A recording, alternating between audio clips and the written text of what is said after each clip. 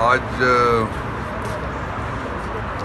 جو سب سے امپورٹنٹ بات ہے وہ یہ ہے کہ پاکستان تحریک انصاف کی رات کو کور کمیٹی کی میٹنگ ہوئی تھی.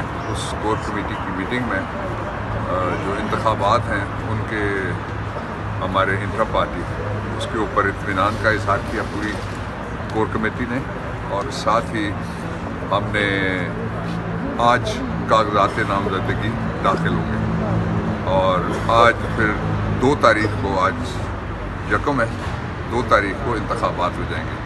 تو جو شرط لگائی گئی تھی وہ شرط, اس کا کوئی فائدہ نہیں ہونا نہ لگانے والوں کو نہ لگوانے والوں کو.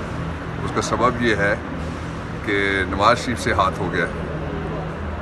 جتنے مرضی کرپشن کے کیسز میں سے وائٹ واش کرتے رہیں آپ, نیا جو آپ نے بنایا ہوا ہے پاؤڈر, اس سے جو اصل ڈسکوالیفیکیشن ہے وہ سمیع اللہ بلوچ ورسز شیروانی کیس میں سپریم کورٹ آف پاکستان نے تاحیات نااہلی لگائی ہوئی ہے, جس کو نہ ہائی کورٹ ختم کر سکتا ہے, نہ الیکشن کمیشن ختم کر سکتا ہے, نہ کوئی ریٹرننگ آفیسر ختم کر سکتا ہے.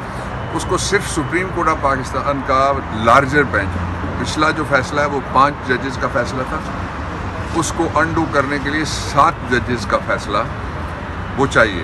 لیکن وہ نہیں ہو سکتا. ایک تازہ فیصلہ جو بیریئر ٹاؤن کراچی کے حوالے سے آیا ہے وہ آپ نے دیکھا ہے. اس میں جو فیصلہ نواز شریف کے خلاف ہے تاحیات نااہلی کا, وہ 2018 میں آیا تھا. 2019 میں یعنی اس کے سال کے اندر جو بیریہ والا فیصلہ ہے وہ سپریم کورٹ آف پاکستان میں ایک درخواست ڈالی گئی تھی کہ آپ اس ریلیف کو جو آپ نے دے رکھا ہے بدل کے یوں کر دیں. سپریم کورٹ نے نہ صرف, اور اس میں 2 ثبوت انہوں نے لگائے تھے, نہ صرف مشرق بینک والا جو ثبوت ہے اس کو مانا, اور نہ ہی جو نیشنل کرائم ایجنسی ہے UK کی اس والا ثبوت مانا, بلکہ سپریم کورٹ نے وہ پٹیشن ڈسمس کرنے کے ساتھ ساتھ ان کو 1 ملین جرمانہ بھی کر دیا, 10 لاکھ روپے جرمانہ کیا کہ آپ نے عدالت کا ٹائم ضائع کیا ہے. نواز شریف کے کیس میں اس کی تاحیات نااہلی کو اس نے کانٹیسٹ کیا ان کے وکلا نے. پھر جب موقع آیا انہوں نے ریویو فائل کیا, ریویو میں ان کے وکلا کھڑے ہوئے, وہ بھی خارج ہو گئے. اس لیے اس کا کوئی مستقبل نہیں ہے, اس کے ساتھ ہاتھ ہونا تھا وہ ہاتھ ہو چکا ہے. ایک دوسرا یہ ہے کہ کل بھی میں نے چیف جسٹس صاحب کو کہا تھا کہ الیکشن ہے اگر, تو الیکشن میں لیول پلینگ فیلڈ جو جسٹس کے اعتبار سے ہوتا ہوا وہ بھی نظر آنا چاہیے. اور کل ہی انسیڈنٹلی پشاور ہائی کورٹ کے وردی چیف جسٹس ابراہیم صاحب نے کہا کہ اگر ایک پارٹی کے خلاف صرف آپ لگاتے ہیں 144, ایک پارٹی کو باہر نہیں نکلنے دیتے, تو یہ کیسا لیول پلینگ فیلڈ ہے اور یہ کس طرح کا انتخابات ہیں. اس کے باوجود میں کہنا چاہتا ہوں کہ ہم ہر سیٹ پہ لڑیں گے. عمران خان بھی ہمارے امیدوار ہوں گے انشاءاللہ العزیز. اور ایک میں بڑی بات جو بہت ظلم ہوا ہے وہ KP کے ساتھ ہوا ہے, اس کی صوبائی خود مختاری پہ حملہ ہوا ہے, اور اس سے بڑا ظلم فاٹا کے ساتھ ہوا ہے. فاٹا کی چھاتی پہ زخم لگے ہوئے ہیں 1979 سے لے کے آج تک. فاٹا کی 5 سیٹیں ختم کر دی گئی. کس اختیار کے تحت, میں الیکشن کمیشن سے پوچھنا چاہتا ہوں. آئین کے آرٹیکل میں لکھا ہوا ہے کہ جو قومی اسمبلی کی کل نشستیں ہیں خواتین اور جو مائنورٹیز کی ملا کے وہ ہوں گی 342. وہ کہتے ہیں نہیں ہم نے کم کر کے 5 سیٹیں اڑا دی ہیں.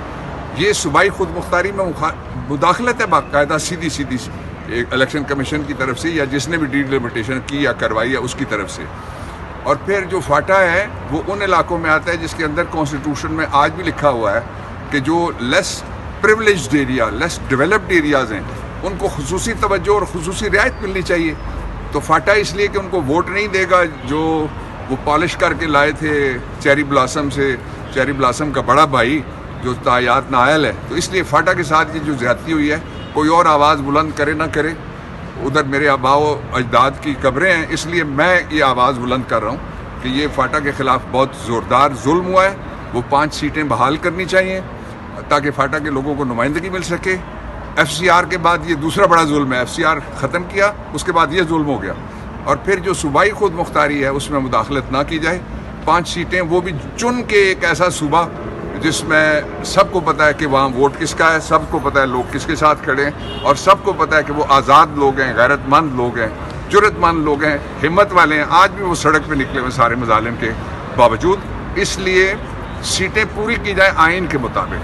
सर बैरिस्टर गौर साहब भी पार्टी के चेयरमैन होंगे जी वो अभी थोड़ी देर में उन्होंने मुझसे रात को बात की थी, तो वो कागजात नामजदगी अभी इलेक्शन से पहले तो नहीं कहा जा सकता ना, लेकिन वो हमारे जो नामजद हैं उनके मुकाबले में अगर कोई और पैनल आएगा तो फाबिया वो भी आ सकता है, लेकिन हमारी तरफ से नामजद वही हैं बैरिस्टर गौहर, और थोड़ी देर में वो पेपर फाइल करने के लिए जो G8 में हमारा सेंट्रल सेक्रेटेरिएट है उसमें जाएंगे।